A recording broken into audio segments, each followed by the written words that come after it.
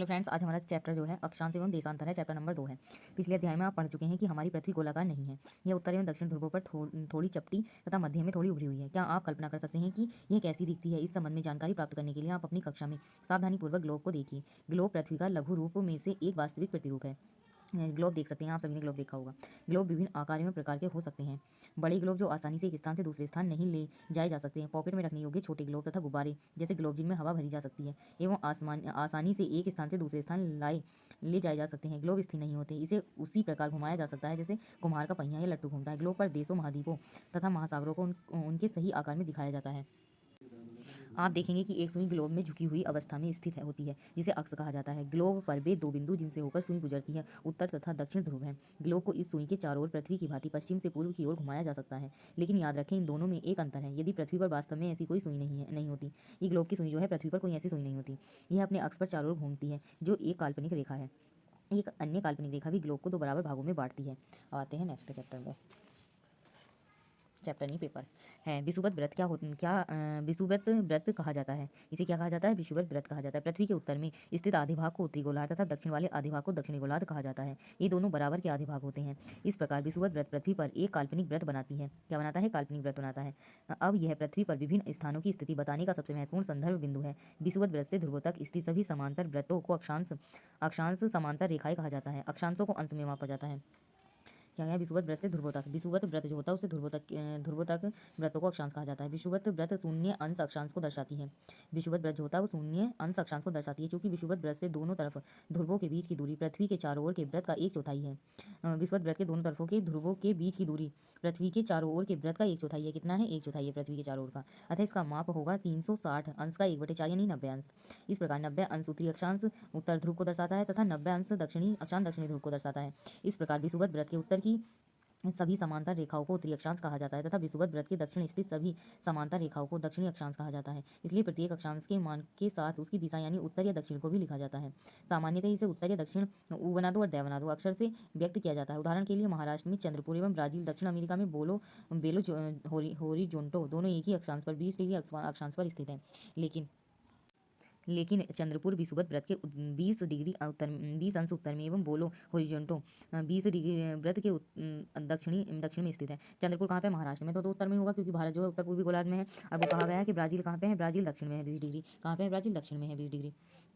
तो Brazil 20 degree दक्षिण अक्षांश पर होगा। चित्र 2.2 से स्पष्ट है कि जैसे जैसे हम विषुवत व्रत से दूर जाते हैं अक्षांशों का आकार घटता जाता है।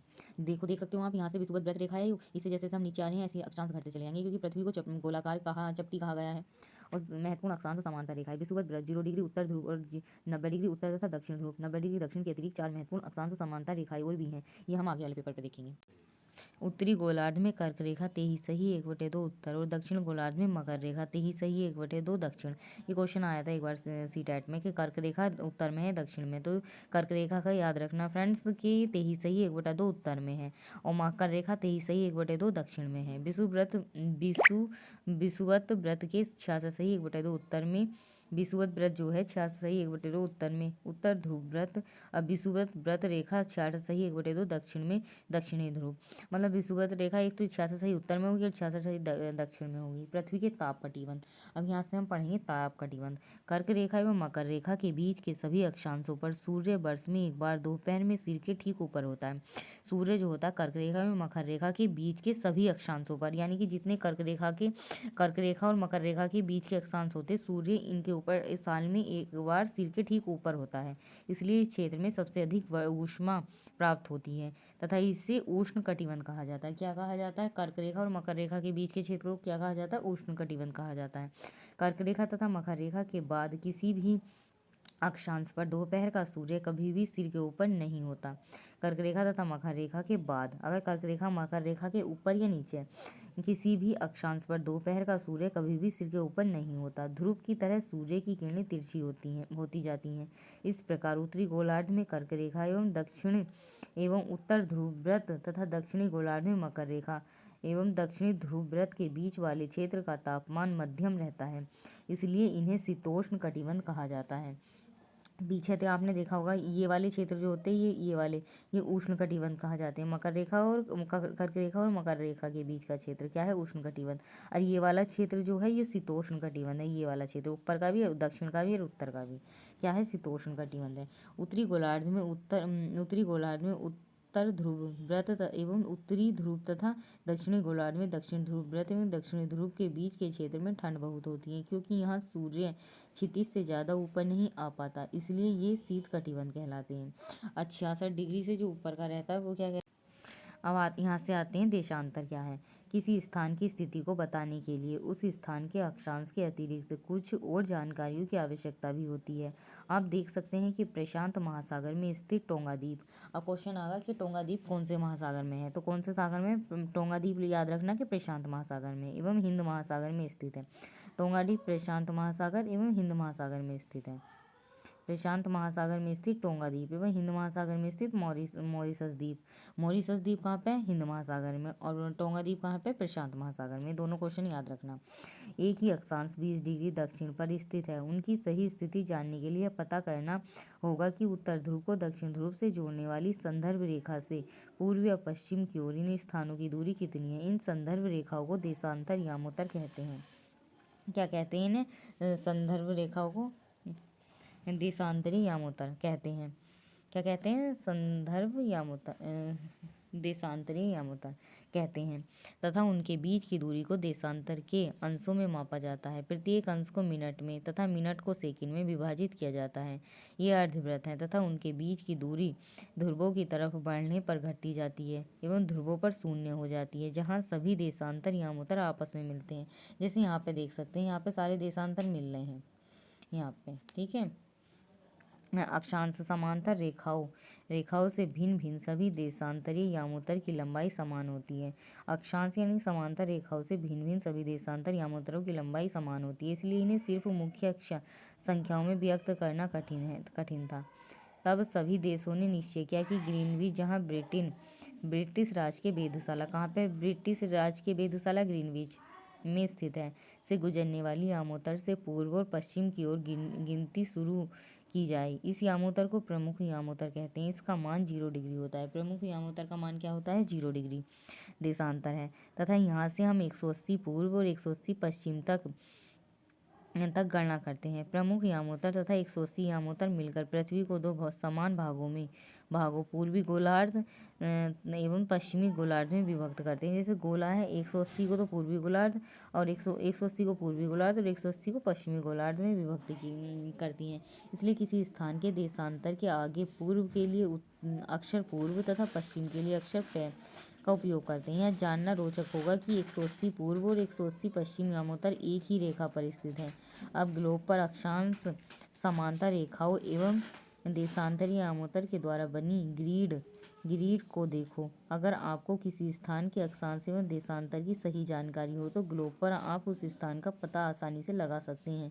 उदाहरण के लिए असम में ध्रुवी 26 उत्तरी अक्षांश एवं 90 पूर्वी देशांतर पर स्थित है। क्या है, असम में धुवरी 26, असम का धुवरी जो है वो कहाँ पर, 26 उत्तरी अक्षांश पर एवं 90 पूर्वी देशांतर पर स्थित है। पूर्वी देशांतर में पूछ लेगा तो 90 डिग्री पूर्वी देशांतर, और ध्रुव में पूछ, वैसे अक्षांश में पूछ लेगा तो 26 डिग्री अक्षांश। अब इस बिंदु को देखें जहाँ ये दोनों रेखाएं एक दूसरे को काटती हैं, यह बिंदु धुवरी की सही स्थिति होगा। जहाँ ये दोनों को काटती हैं क्या होगा, धुवरी की सही स्थिति होगा। इसको समझने के लिए कागज पर समान दूरी वाली क्षैतिज तथा ऊर्ध्वाधर रेखाएं खींचिए। जैसे 2.7 में खींची हुई आगे हैं। ऊर्ध्वाधर रेखाओं को संख्या 1 2 3 4 से तथा क्षैतिज रेखाओं को कै ख ग घ नए अक्षरों से व्यक्त करें। जिन बिंदुओं पर ये ऊर्ध्वाधर एवं क्षैतिज रेखाएं एक दूसरे को काटती हैं वहाँ कुछ छोटे वृत्त खींचिए। इन छोटे वृत्तों को ए, व, से, द तथा घ नामों से व्यक्त कीजिए। मान लीजिए कि ऊर्ध्वाधर रेखाएं पूर्व देशांतरों एवं क्षैतिज रेखाएं उत्तरी अक्षांशों को व्यक्त करती हैं। मान लीजिए कि ऊर्ध्वाधर रेखाएं पूर्व देशांतर एवं क्षैतिज देशांतर उत्तरी अक्षांशों को व्यक्त करती हैं। फ्रेंड्स, आप यहाँ पे देख सकते हैं ये संयुक्त राज्य अमेरिका है, इसके नीचे ये उत्तरी अमेरिका है, दक्षिण अमेरिका है, और ये यहाँ इधर की साइड प्रशांत महासागर है और यहाँ पे अटलांटिक महासागर है, नीचे हिंद महासागर है, भारत के नीचे है हिंद महासागर और इधर प्रशांत महासागर है। क्योंकि पृथ्वी गोल है तो प्रशांत महासागर इस तरह से गोल हो जाएगी। यहाँ पे चीन है और भारत को आप यहाँ पे देख सकते हैं। ये ग्लोब पे हमारे क्या है, उत्तर पूर्वी गोलार्ध में है। आप देखेंगे कि व्रत एक है उत्तरी अक्षांश तथा एक पूर्वी देशांतर पर स्थित है। अन्य व्रतों की स्थिति याद कीजिए करें। देशांतर और समय। समय को मापने का सबसे अच्छा साधन पृथ्वी, चंद्रमा और ग्रहों की गति है। सूर्योदय एवं सूर्यास्त प्रतिदिन होता है, अतः स्वाभाविक ही है कि यह पूरे विश्व में समय निर्धारण का सबसे अच्छा साधन है। स्थानीय समय का अनुमान सूर्य के द्वारा बनने वाली परछाई से लगाया जा सकता है, जो दोपहर में सबसे छोटी एवं सूर्योदय तथा सूर्यास्त के समय सबसे लंबी होती है। ग्रीनविच एवं स्थित ग्रीनविच पर स्थित मुख्य प्रमुख यामोत्तर पर सूर्य जिस समय आकाश के सबसे ऊंचे बिंदु पर होगा, उस समय यामोत्तर पर स्थित सभी स्थानों पर दोपहर होगी। चूंकि पृथ्वी पश्चिम से पूर्व की ओर चक्कर लगाती है, अतः वे स्थान जो ग्रीनविच के पूर्व में हैं, उनका समय ग्रीनविच समय से आगे होगा तथा जो पश्चिम में है उनका समय पीछे होगा। चित्र 2.8 देख सकते हैं। समय के अंतर की दर की गणना निम्नलिखित विधि से की जा सकती है। पृथ्वी लगभग 24 घंटे में अपने अक्ष पर 360 डिग्री घूम जाती है। कितने घंटे में? 24 घंटे में, अर्थात वह 1 घंटे में 15 डिग्री एवं 4 मिनट में एक डिग्री घूमती है। 1 घंटे में 15 डिग्री और 4 मिनट में 1 डिग्री घूमती है। इस प्रकार जब ग्रीनविच में दोपहर के 12 बजते हैं, तब ग्रीनविच से 15 पूर्व में समय होगा 15 गुणा 4 60 मिनट, अर्थात ग्रीनविच के समय से 1 घंटा आगे, अर्थात वहाँ दोपहर का 1 बजा होगा। लेकिन ग्रीनविच से 15 पश्चिम का समय ग्रीनविच समय से 1 घंटा पीछे होगा। देखो फ्रेंड, जैसे कि ये वो है पृथ्वी, पश्चिम का समय जो होगा पश्चिम का, वो इससे ग्रीनविच से 1 घंटा पीछे होगा। वो पूर्व का समय जो होगा 1 घंटा आगे होगा। पूर्व का समय इससे ग्रीनविच से 1 घंटा आगे होगा और पश्चिम का समय 1 घंटा पीछे होगा। जैसा आप पढ़ सकते हैं 60 मिनट अर्थात ग्रीनविच के समय से 1 घंटा आगे, अर्थात वहाँ दोपहर का 1 बजा होगा। लेकिन ग्रीनविच से 15 पश्चिम का समय 15 डिग्री पश्चिम का समय ग्रीनविच समय से 1 घंटा पीछे होगा, यानी वहाँ सुबह के 11 बजे होंगे। इसी प्रकार हम ग्रीनविच पर दोपहर के 12 बजे होंगे, उस समय 180 पर मध्य रात्रि होगी। जब ग्रीनविच पर दोपहर के 12 बजे होंगे उस समय 180 पर मध्य रात्रि होगी, यानी कि विषुवत रेखा पर। किसी भी स्थान पर जब सूर्य आकाश में अपनी उच्चतम बिंदु पर होता है दोपहर में, उस समय घड़ी में दिन के 12 बजते हैं। इस प्रकार घड़ी के द्वारा सिखाया गया समय उस स्थान का स्थानीय समय होगा। आप देख सकते हैं कि दिए गए देशांतरी यामोत्तर पर सभी स्थानों का स्थानीय समय समान है। हम मानक समय क्यों मानते हैं? अलग अलग यामोत्तर पर स्थित स्थानों के स्थानीय समय में अंतर होता है। उदाहरण के लिए बहुत से देशांतरों से होकर गुजरने वाली रेलगाड़ियों के लिए समय सारणी तैयार करना कठिन होगा। भारत में गुजरात के द्वारका तथा असम के डिब्रूगढ़ कहाँ पे? असम के स्थानीय समय में लगभग 1 घंटा 45 मिनट का अंतर होगा।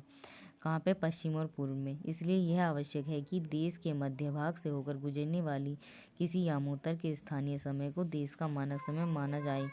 इस यामोत्तर रेखा के स्थानीय समय को पूरे देश का मानक समय माना जाता है। भारत में 82 सही 1/2 पूर्व को मानक यामोत्तर माना जाता है। क्या मानक किसे माना जाता है? 82 सही 1/2 पूर्व को। इस यामोत्तर के स्थानीय समय को पूरे देश का मानक समय माना जाता है। इसे भारतीय मानक समय के नाम से जाना जाता है। कबीर भोपाल के निकट एक छोटे से नगर में रहता है। वह अपने मित्र आलोक से कहता है कि वे लोग आज रात्रि में नहीं सो पाएंगे। भारत एवं इंग्लैंड के बीच एक क्रिकेट मैच लंदन में 2 बजे अपराह्न में शुरू होगा। यथार्थ भारत के समय अनुसार मैच शाम के 7:30 बजे शुरू होगा तथा देर रात्रि में समाप्त होगा। क्या आप जानते हैं कि भारत एवं इंग्लैंड के बीच समय में क्या अंतर है? भारत ग्रीनविच के पूर्व 82 सही 1/2 पूर्व में स्थित है। भारत जो है ग्रीनविच के 82 1/2 पूर्व में स्थित है तथा यहाँ का समय ग्रीनविच समय से 5 घंटा 30 मिनट आगे है। इसलिए जब लंदन में दोपहर के 2 बजे होंगे, तब भारत में शाम के 7:30 बजे होंगे। कुछ देशों को उनका देशांतरीय विस्तार अधिक होता है, जिसके कारण वहाँ 1 से अधिक मानक समय अपनाए गए हैं। उदाहरण के लिए रूस में 11 मानक समय, फ्रेंड्स ये क्वेश्चन याद रखने का है। रूस में कितने मानक समय है? 11 को अपनाया गया है। पृथ्वी को एक एक घंटे वाले 24 समय सेकंडों में बांटा गया है। इस प्रकार प्रत्येक समय क्षेत्र 15 देशांतर तक के क्षेत्र को घेरता है। आज सेकंड चैप्टर आज हमारा खत्म हो गया। आप अभ्यास पुस्तिका यहाँ से कर सकते हैं। पृथ्वी का सही आकार कैसा है? संतरी के अकॉर्डिंग। ग्लोब क्या है? कर्क रेखा का अक्षांशीय मान क्या है? 23 1/2 उत्तर। पृथ्वी के 3 ताप कटिबंध कौन से हैं? उष्ण, शीतोष्ण और शीत। उष्ण कटिबंध क्या होता है? शीतोष्ण कटिबंध क्या होता है? शीत कटिबंध क्या होता है? अक्षांश एवं देशांतर रेखाएं क्या हैं? अक्षांश जो दक्षिण से पूर्व की ओर और देशांतर उत्तर से दक्षिण की ओर देशांतर है। याद रखना ही। ऊष्मा की सबसे अधिक मात्रा उष्ण कटिबंध क्यों प्राप्त करते हैं? जब भारत में शाम के 5:30 बजते हैं तब लंदन में दोपहर के 12 क्यों बजते हैं? क्योंकि हमारा टाइम जो है वहाँ से ग्रीनविच से क्या है? पूर्व की ओर है, इस वजह से।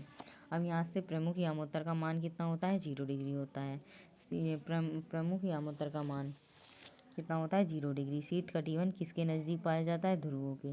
शीत कटिबंधों में तो बर्फ़ वगैरह पड़ती है, तो कहाँ पे पाया जाता है? ध्रुवों के निकट पाया जाता है। और देशांतर की कुल संख्या कितनी है? 360 है। और दक्षिण ध्रुव वृत्त स्थित है दक्षिणी गोलार्ध में। ग्रीड किसका जाल है? अक्षांशों, रेखाओं एवं देशांतरीय यामोत्तर का। ग्रीड क्या होता है? ऐसे देशांतर चलती हैं और ऐसे क्या चलती है? अक्षांश चलती है, और इनके बीच जो बनता है इस क्षेत्र को ग्रीड कहते हैं। मकर रेखा 23 दक्षिण पर स्थित है। भारत का मानक यामोत्तर 82 है। और 0 डिग्री यामोत्तर को प्रमुख यामोत्तर के नाम से जाना जाता है। देशांतरों के बीच की दूरी ध्रुवों की तरफ घटती है।